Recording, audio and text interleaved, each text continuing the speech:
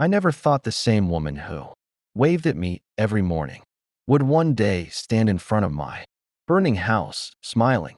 The same HOA president who bragged about protecting community standards had just reduced my home, my memories, my life's work, to ashes. They called it an accident.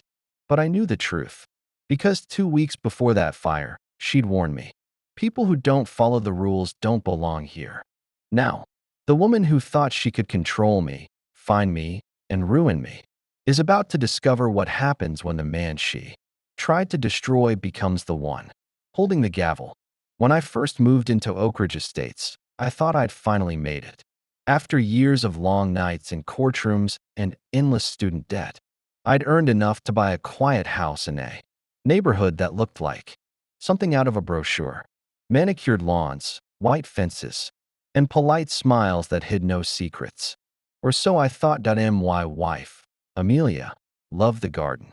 Every Saturday morning, she'd be outside tending to her roses while I read the paper on the porch, listening to sprinklers hum down the street. It felt like the reward we'd both earned. Peace. The HOA was supposed to be harmless, a formality. Monthly newsletters, community barbecues, and the occasional reminder about trash cans or paint colors. At least, that's what I believed. The president, Karen Whitmore, introduced herself within a week. Immaculate hair, clipboard in hand, voice like a sugar-coated threat. Welcome to the neighborhood. We just love rule followers around here. She smiled. The kind of smile that hides teeth. First, it was small things. Notices in the mailbox about Amelia's garden being too vibrant for the community color scheme. Warnings about a garden hose left visible from the street that I laughed it off. HOA doing what HOAs do? I'd joke. But something about the way her eyes lingered on our home during her morning walks didn't sit right. There was control in her stare, like she owned the neighborhood, and we were just renting peace from her. Still, I ignored it.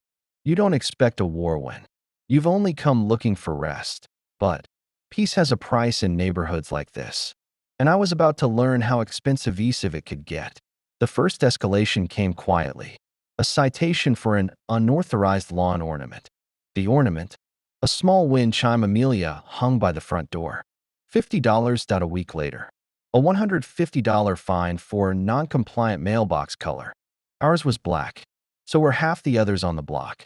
But when I pointed that out, the HOA emailed back. Enforcement actions are determined on a case-by-case basis. Case by case. That was her favorite phrase, because she was the case. And we were the example. When I refused to pay, she posted a bright orange violation notice on our door for everyone to see. Neighbors started avoiding eye contact.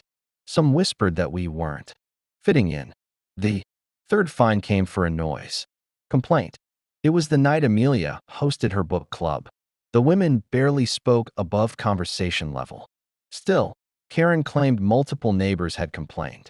When I asked who, she said, "That information is confidential." I began documenting everything. Every notice, every fine, every petty rule. It wasn't just harassment.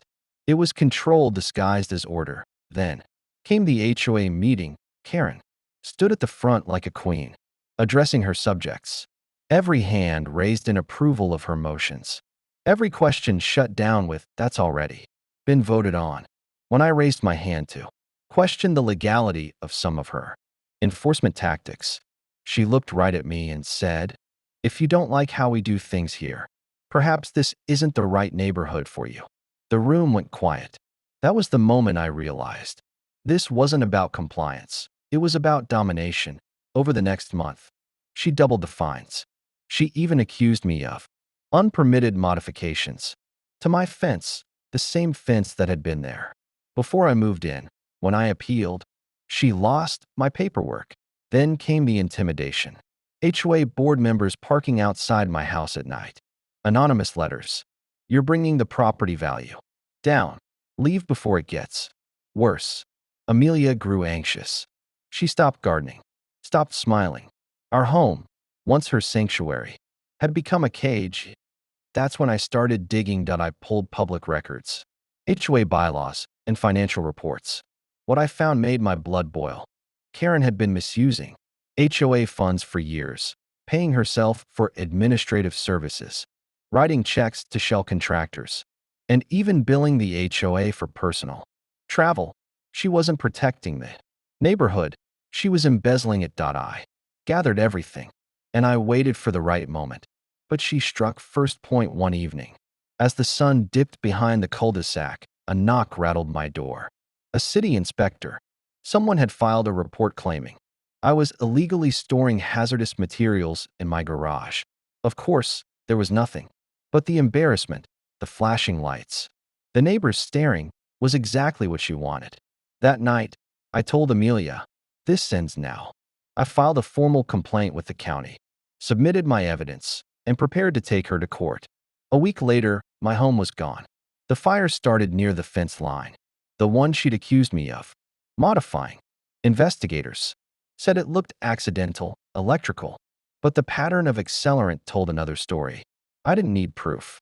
I could feel her fingerprints in the ashes. And when I saw her standing there that night, hands clasped, murmuring fake condolences while smirking through the flames, I made a promise. If she loved control, I'd show her what real authority looked like. The case took nearly a year to come to trial.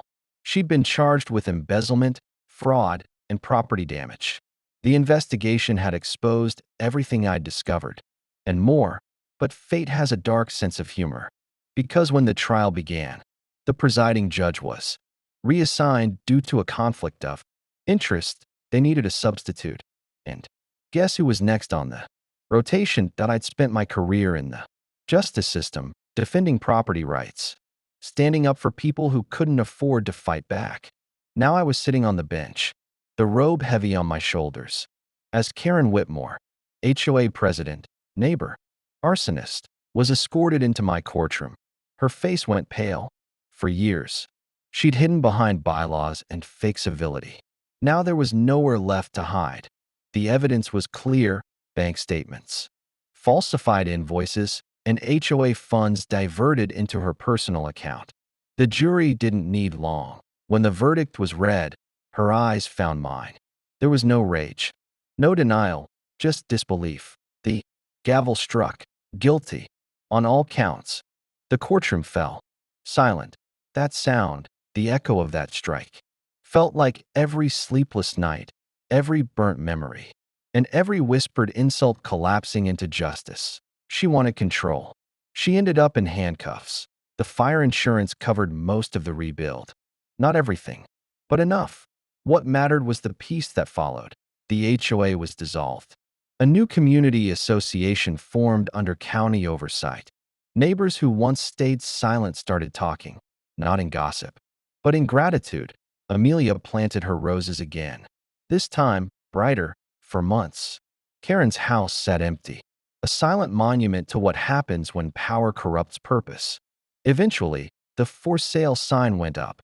No one wanted it. When the wind blows at night, I still catch the faint scent of smoke, not from the fire, but from memory. A reminder of how quickly civility can turn to cruelty when control goes unchecked. They say revenge burns both ways. Maybe. But justice?